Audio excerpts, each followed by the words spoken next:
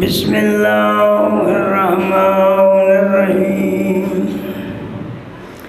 الصلاۃ والسلام والتحیۃ والاکرام النبی المکی المدنی الفتحی القومی العبد المؤید والرسول المسدد المصطفى الامجد محمود الاحمد بالقاسم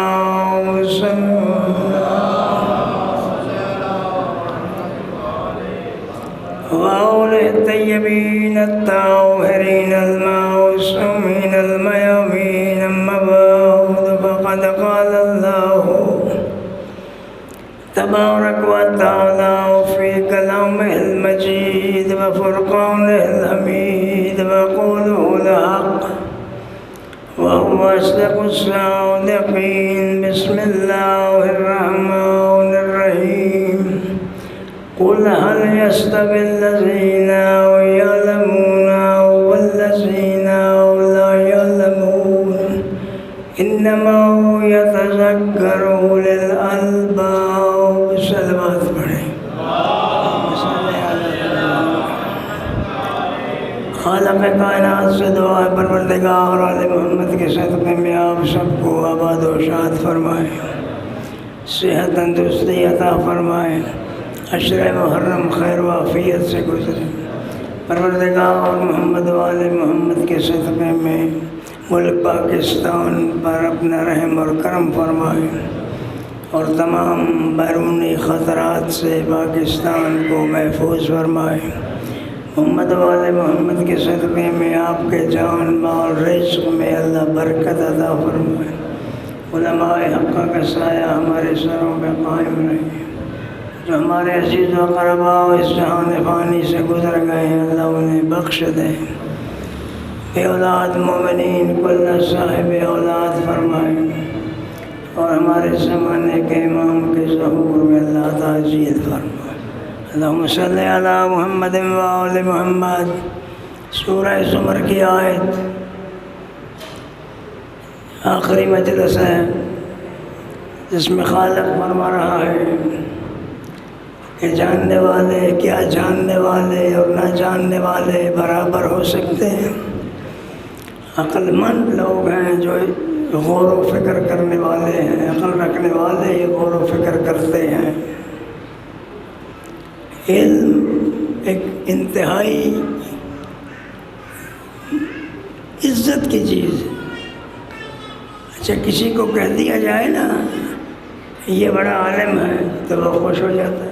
میرے جیسے کو کہہ دیا عالم تو خوش ہو گیا. اچھا کسی کو جاہل کہہ دو تو ناراض ہو جاتا ہے کہ تو بڑا جاہل ہے، وہ ناراض ہوگا. علم میں اتنی کشش ہے کہ ہر بندہ چاہتا ہے کہ مجھے کچھ نہ کچھ علم حاصل ہو جائے. اور حضور فرماتے ہیں علم حاصل کرو کب تک؟ مہد سے لحد سے، مہد سے لے کے لحد تک. اچھا مجھے آپ یہ بتائیں کہ بچہ دنیا میں آتا ہے تو وہ کیسے علم حاصل کرے؟ بچہ اور انسان دنیا سے جاتا ہے قبر میں تو وہ کیسے علم حاصل کرے؟ یہ صرف اور صرف اسی طرح ہی ہو سکتا ہے کہ بچہ ماں کی گود میں علم حاصل کرتا ہے اور جب قبر میں جاتا ہے پھر بھی اسے بتلایا جاتا ہے اذا تاکل ملکون رسولون، ابھی تیرے پاس اللہ کی طرف سے 2 رسول آئیں گے. یہ بھی تو علم ہی ہے نا. اور وہ تجھ سے سوال کریں گے، ساتھ یہ بھی ضمانت دی جاتی ہے کہ گھبرانا نہیں ہے، خوف نہیں کرنا، حزن نہیں کرنا. ان کے سوالوں کے جواب میں تو نے یہ کہنا ہے جو تو نے جب ولادت ہوئی تھی تو کان میں سنا تھا.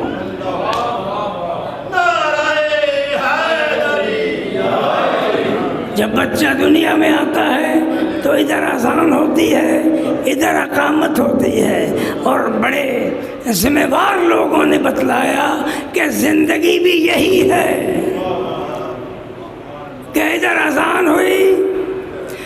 آتے ہوئے اذان ہوئی، جاتے ہوئے نماز، اتنے طویل قلیل وقت میں آئے چلے گئے، ادھر کان میں اذان سنی، اور پھر اگر آپ تلقین کو ملاحظہ فرمائیں تو اس میں یہ الفاظ ملتے ہیں کہ اے بندہ مومن، کیا تو دفن ہو رہا ہے؟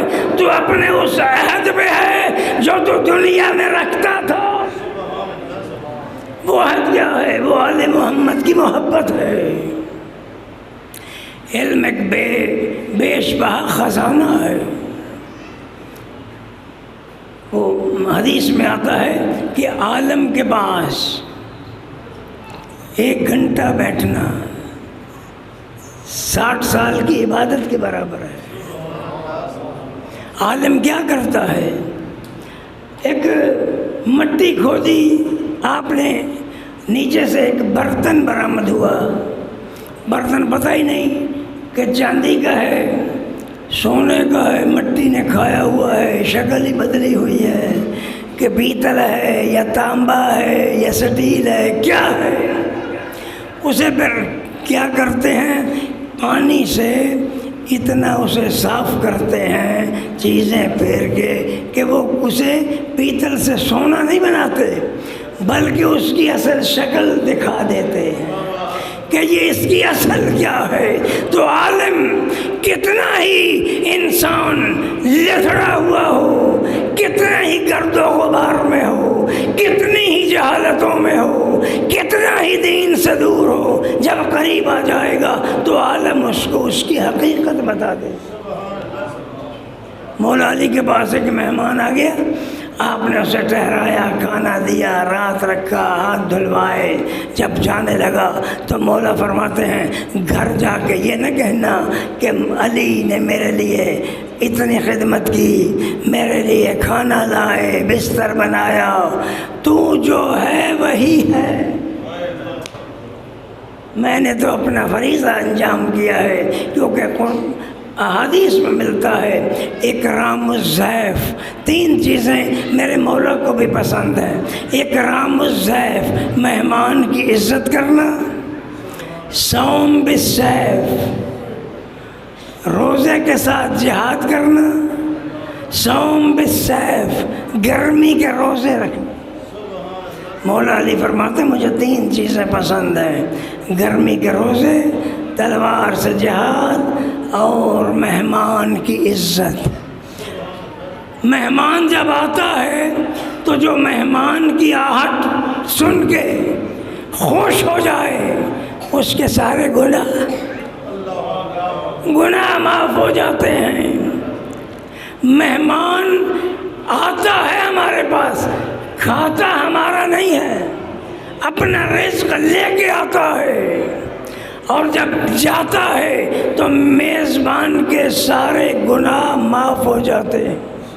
دیکھو نا، گناہ معاف کروانے کے، اس میں کوئی مہمان آیا ہم نے بٹھا دیا، کیا اس میں کوئی تسبیح پڑھی، کوئی ہم نے نماز پڑھی، کوئی ہم نے طواف کیا، کوئی خانہ کعبہ چلے گئے؟ نہیں، صرف ایک اسے اللہ کا بندہ سمجھ کے۔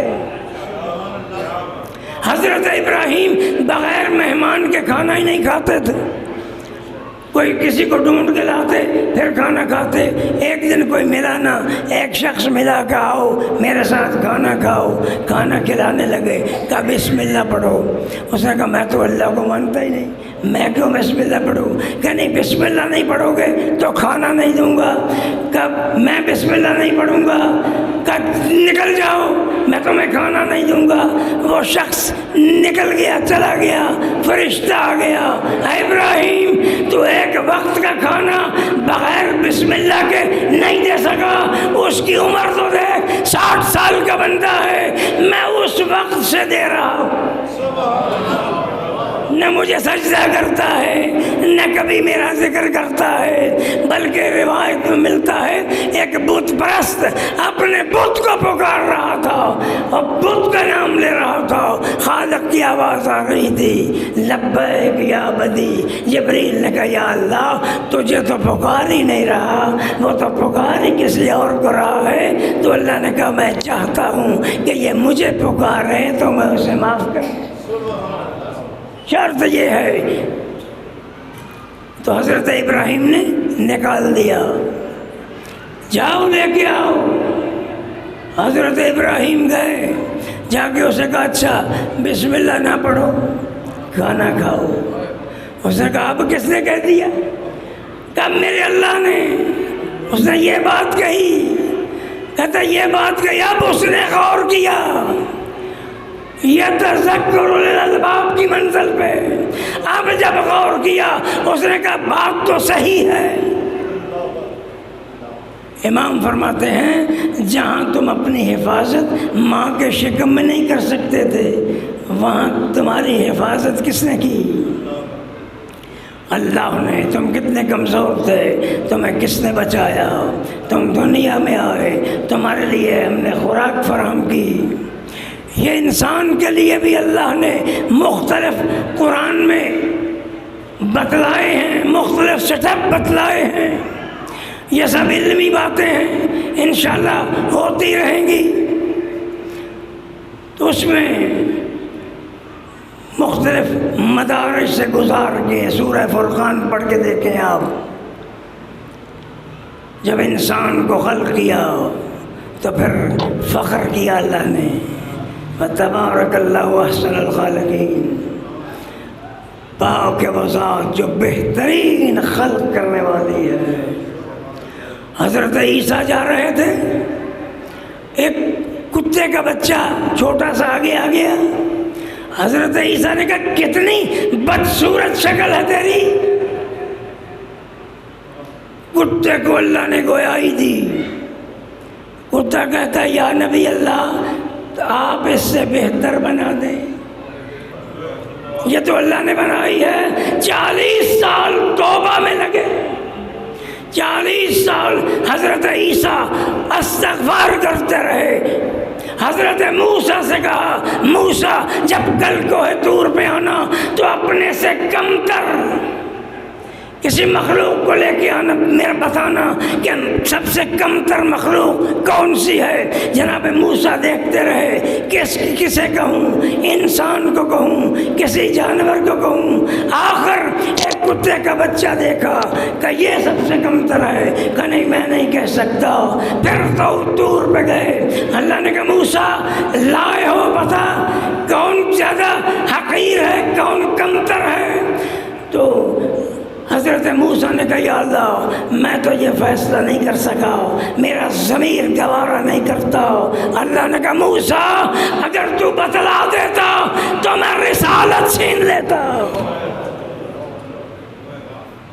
کسی کو حقیر نہ سمجھو، کسی کو کمتر نہ سمجھو، اپنے آپ سے اچھا سمجھو۔ چھوٹے کی عزت اس لیے کرو کہ تمہیں اس کے گناہ کم ہیں، تمہارے زیادہ ہیں۔ برابر والے کی عزت اس لیے کرو کہ تمہیں اپنے گناہوں کا پتہ ہے، اس کے گناہوں کا نہیں پتہ۔ بڑے کی عزت اس لیے کرو کہ اسے نیکیوں کا موقع زیادہ ملا ہے، ہمیں کم ملا ہے۔ عزت کرنے کا بھی اسلام نے ایک معیار دیا ہے، یہ ہے انبیاء کو علم سے ممتاز کیا۔ جب حضرت طالوت کو ان کا بنایا نا کمانڈر،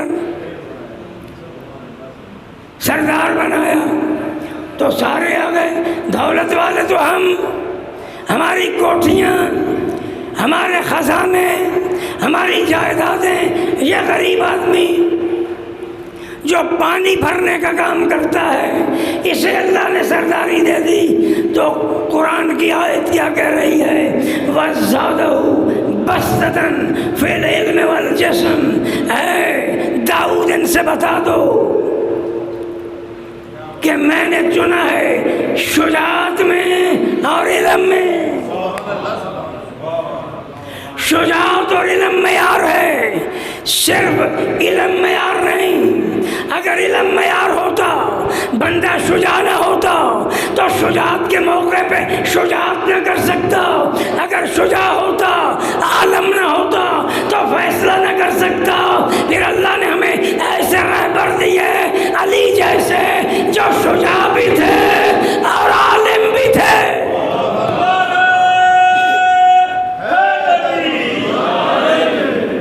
اور پھر علی نے اپنے جانشینوں میں بھی شجاعت بھی چھوڑی، علم بھی چھوڑا.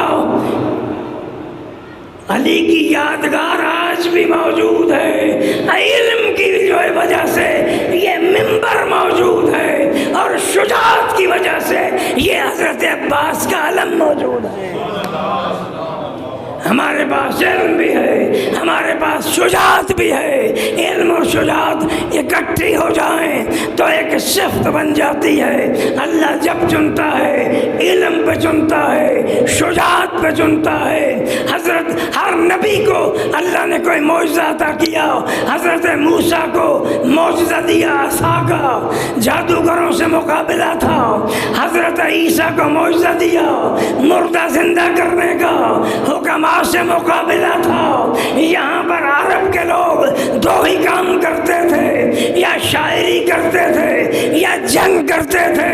حضور کو اللہ نے دو معجزے دیے، ایک معجزہ قرآن دیا، ایک معجزہ حیدر کرار دیا. اگر شورا سامنے آ جائیں تو قرآن پیش کرنا، اگر شجاع سامنے آ جائیں تو حیدر کرار پیش کرنا. نہ قرآن کی کوئی مثال بن سکا، نہ حیدر کرار کی کوئی. صلوات پڑھیں.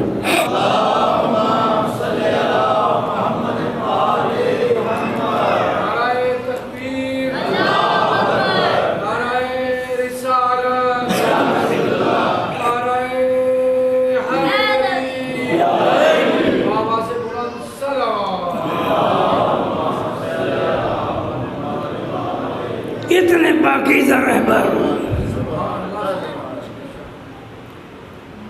کیا ہے؟ ایک علم ہے، ایک شجاعت ہے.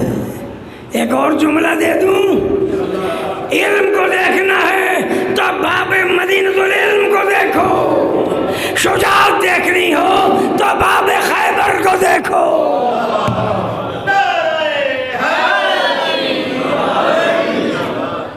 مرحب و انتر کے برق سے اڑا دیے. مرحب بہت بڑا شجاع اپنے میں بنتا تھا، اوپر بیٹھا ہوا تھا، کہتا تھا فوج بھاگ جاتی تھی، کمانڈر چلا جاتا تھا. فوج کہتی تھی یا رسول اللہ کمانڈر بھاگ گیا. حضور کمانڈر کہتا تھا فوج بھاگ گئی. حضور نے کہا نہیں میں فیصلہ کر دوں گا کون بھاگا ہے. اگر حضور نے فوج بدلی تو فوج بھاگی، اگر کمانڈر بدلا تو کمانڈر بھاگا. کہا کہ اسے علم دوں گا جو کرار ہوگا، غیر فرار ہوگا.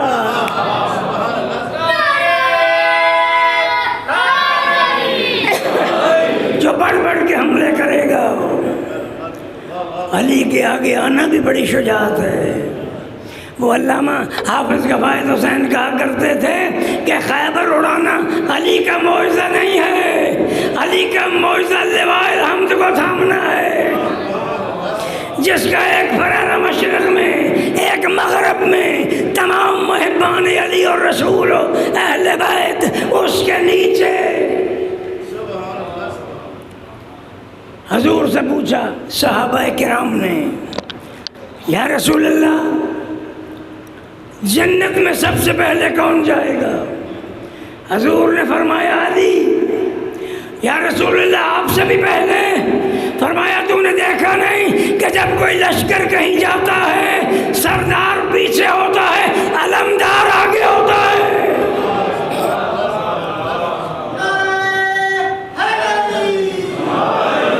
اتنی شجاعت کے بعد ایسے درس دیے ایثار و قربانی کے کہ دنیا حیران ہے۔ حکومت کرنا کوئی آسان ہے؟ حکومت کوئی علی سے سیکھے۔ دو شخص آ گئے، یا علی رات کا وقت تھا، علی چراغ جلائے ہوئے اپنا حساب کر رہے تھے بیت المال کا، یا علی آپ سے بات کرنی ہے۔ علی فرماتے ہیں بات مسلمانوں کے بارے میں ہے یا تمہاری ذاتی ہے؟ نہیں جی ہماری ذاتی ہے۔ کہ قمبر یہ چراغ لے جاؤ، اس میں مسلمانوں کا تیل جل رہا ہے، گھر سے چراغ لاؤ۔ وہ تو گورنر ہی لینے آئے تھے، انہوں نے کہا جو تیل دیے میں چراغ جلانے کے لیے بیت المال کا استعمال نہیں کرتا، وہ سارا خزانہ ہمارے حوالے کیسے کر دے گا؟ فرماتے ہیں اگر 7 اقلیم علی کو دے دی جائیں، 7 سلطنتیں، اور ایک شرط لگا دی جائے کہ چونٹی کے منہ سے اس کی خوراک چھین لو، علی ٹھوکر مارتا ہے ایسی حکومت پر جس میں اتنا ظلم ہو جائے۔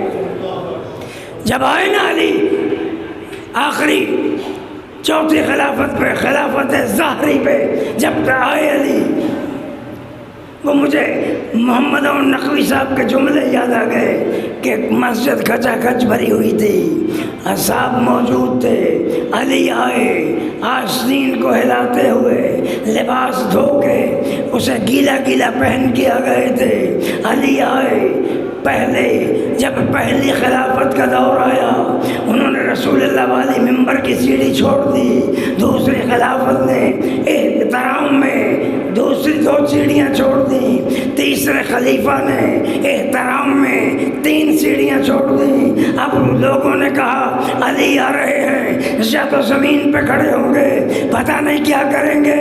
علی پہلی سیڑھی پہ پاؤں رکھتے ہیں، دوسری پہ رکھتے ہیں، تیسری پہ پاؤں رکھ کے وہاں بیٹھے جہاں رسول بیٹھتے تھے۔ جب علی بیٹھ گئے تو فرماتے ہیں الحمدللہ علی احسانہ ورجا الحق علی مقامہ، اللہ کا شکر ہے کہ آج حق اپنے اصلی مقام پہ آ گیا۔ سارا مجمع خاموش، کوئی نہیں بول رہا۔ ایک نابینا صحابی کہتا کیا ہوا، اتنی خاموشی کیوں ہو گئی؟ کالی وہاں بیٹھ گئے جہاں رسول بیٹھتے تھے۔ تھوڑی دیر کے بعد نماز کا وقت ہوا، جب علی نے نماز پڑھائی تو وہ نبینا پوچھتا ہے نماز کس نے پڑھائی؟ کہ علی ابن ابی طالب نے۔ کہتا اس نے آج مجھے رسول اللہ والی نماز یاد دلا دی ہے۔ رسول والی نماز علی نے یاد دلائی، بجہر بسم اللہ الرحمن الرحیم پڑھتے تھے۔ امیر شام نے یہ بسم اللہ ہٹائی، بی بی عائشہ نے کہا تو نے نماز میں بھی چوری کر لی، کیوں ہٹائی؟ کہ فرماتے ہیں علی فرماتے ہیں بے کا نقطہ میں ہوں، جب بسم اللہ پڑھی جائے گی عبداللہ ابن عباس سے کہا تھا نا خلیفہ نے، امیر شام نے کہ علی کا ذکر چھوڑ دو، علی کا ذکر نہ کرو۔ اس نے کہا تو ہمیں قرآن پڑھنے سے بھی روکتا ہے، علی کا ذکر تو بار بار قرآن میں ہے۔ کہ کیسے؟ کہ بسم اللہ الرحمن الرحیم، بسم اللہ کی بے کا نقطہ علی ہے، قل هو اللہ احد۔ حضور فرماتے ہیں علی تم مثل قل هو اللہ احد ہے۔ اگر اطاعت کا ذکر کروں، اگر ابھی سنا آپ نے ولایت ذکر کروں تو بھی علی کا ذکر آتا ہے کہ تو ہمیں قرآن پڑھنے سے روکتا ہے۔ یہ ہیں وہ ہستیاں جن کے لیے امام فرماتے ہیں کہ اس میں جو یعلمون ہیں وہ ہم علماء ہیں، لا یعلمون ہمارے دشمن ہیں، اور اولی الالباب ہمارے شیعہ ہیں۔ دامن وقت میں گنجائش نہیں. رات کو بھی مجلس ہوگی انشاءاللہ، جلوس ہوگا. یہ فسانہ ہے جو حشر تک سنایا جائے. یہ اہل بیت کی کہانی ہے، اس میں مومنین کے لیے نفع ہے. بار بار دہراؤ. اہل بیت کا ذکر بار بار دہرانے سے پرانا نہیں ہوتا. اسی طرح جیسے قرآن کی آیت پرانی نہیں ہوتی. قرآن ہے ہی ہے، قرآن زندہ ہے، ذکر اہل بیت زندہ ہے. یہ دونوں ثقل ہیں، دونوں ہم وزن. ادھر قرآن، ادھر اہل بیت. اگر اہل بیت سمجھنا ہے تو قرآن سے سمجھو، قرآن سمجھنا ہے تو اہل بیت سے سمجھو.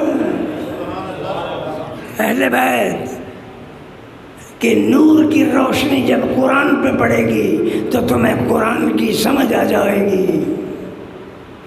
قرآن نے کہا تھا نا وفادیناہ بذبح عظیم، حضرت اسماعیل کی قربانی کے وقت کہ ہم اس کے عوض میں ایک اور ذبیحہ لیں گے، ہم قربانی لیں گے. وہی یہ قربانی ہے. وہ 10 ذی الحج، یہ 10 محرم. وہ مینا کا میدان، یہ کربلا کا میدان.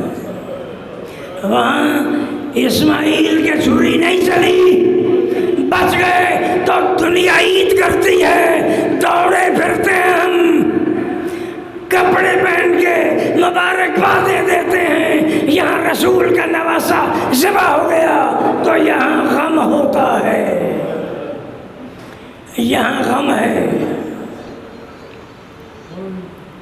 بی بی ام سلمہ، ترمذی شریف نے بھی لکھا، مشکات شریف نے بھی لکھا، بی بی ام سلمہ نے خواب دیکھا 10 محرم عصر کے وقت رسول خدا امامہ سر سے اترا ہوا.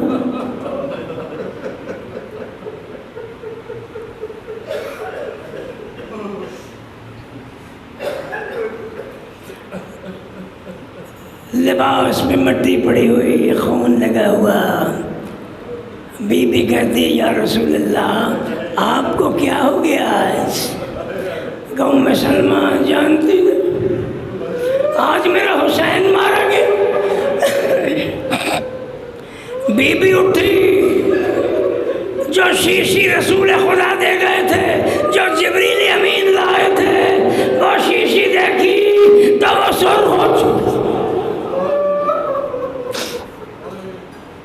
وہ شیشی سرخ ہو چکی تھی. بی بی آپ کے بیٹھ گئی تو جناب سغرا تشریف لا. حسین کی بیٹی آ کے کہتی ہے نانی اماں میرے بابا کب آئیں گے؟ بیٹی آ جائیں گے، بیٹی فکر نہ کرو. کہتی ہے نانی اماں کہاں سے آئیں گے؟ شیشی تو سرخ ہو گئی.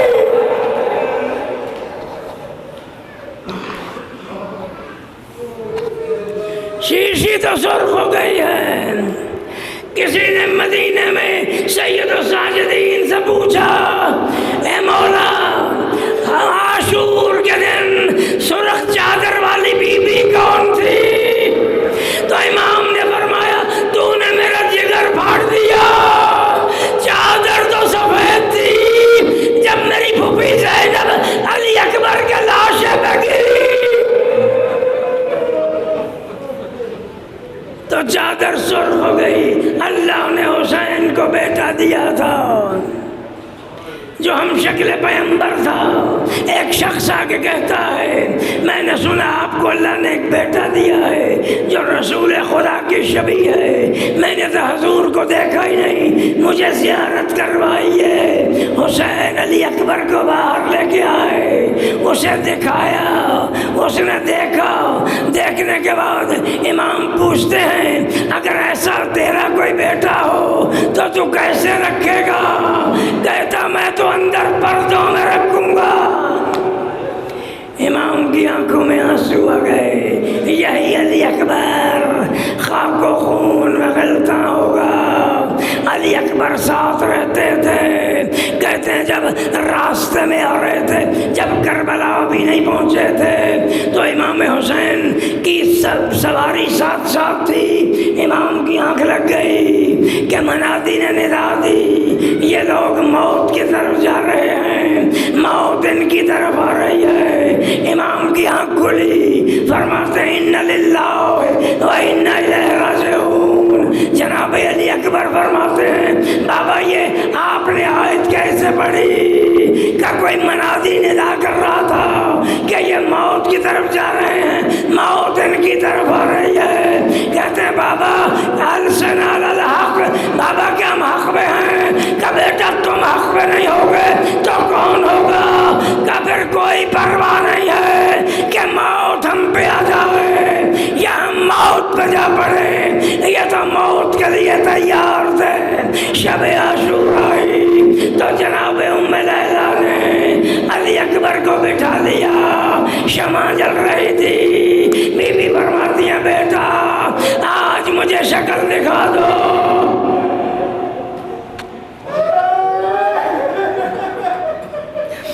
کل یہ شکل نظر نہیں آئے گی. حسین نے کیا کیا؟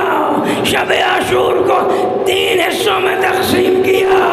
ایک حصے میں عبادت خدا کی، قرآن کی تلاوت کی.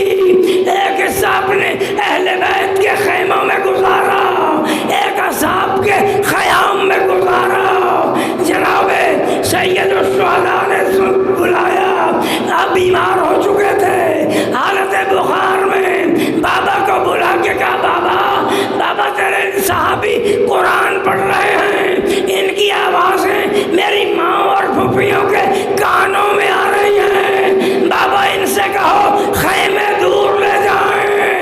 حسین نے کہا بیٹا آج رات کی مہلت دے دو، کل نہ یہ خیام ہوں گے نہ یہ قرآن پڑھنے والے ہوں گے، کل کوئی نہیں رہے گا. سید الساجدین نے یہ سنا تو سید الساجدین کیا فرماتے ہیں؟ میں رونے لگا. حسین نے تسلی دی کہ بیٹا تو سارے قافلے کا سالار ہوگا، بیٹا صبر سے کام لینا، زینب کا خیال رکھنا. بس دن چڑھا تو جناب علی اکبر سب سے پہلے امام حسین فرماتے ہیں تقدم ولدی یا بنیا، تقدم ولدی، بیٹا جاؤ شہادت کے لیے تیار ہو جاؤ. علی اکبر تیار ہوئے، مگر ادھر سے حبیب آ گئے، مسلم ابن اوس آ گئے، بریر حمدانی آ گئے، نافع بن ہلال آ گئے. کہ مولا تیری زندگی میں ہم علی اکبر کی شہادت نہیں دیکھ سکتے. مولا پہلے ہم جانے دیں گے، پھر یہ جانے بنی ہاشم دیں گے، ہمارے سامنے یہ نہیں گریں گے. یہی یقین بی بی کو دلایا تھا. بی بی اگر کہو تو اپنی تلواروں سے اپنی گردنیں کاٹ کے ہم پھینک دیتے ہیں. تو زینب کو یقین آیا تھا. بس دن چڑھا، سارے مارے گئے. جب قاسم کو اٹھانے گئے اکبر ساتھ تھے، کبھی عباس ساتھ تھے، کبھی اون محمد ساتھ تھے. مگر اگلی اکبر نے کہا بابا مجھے اجازت دیجیے کہ جاؤ خیمے میں اپنی ماں اور پھوپھی سے اجازت لو. جناب علی اکبر خیمے میں آئے، آ کے کہا پھوپھی اماں مجھے موت کی اجازت دیجیے. بی بی زینب نے کہا اکبر میں جو تیرے پالنے والی ہوں، تیری ماں تو ام لیلا ہے، ام لیلا سے اجازت لو. کہتے ہیں ماں کے پاس آئے، ماں نے گودی میں لٹا لیا. علی اکبر میں تو چاہتی تھی تیرے سر پہ سہرے دیکھوں، میں تو چاہتی تھی کہ تیری خوشی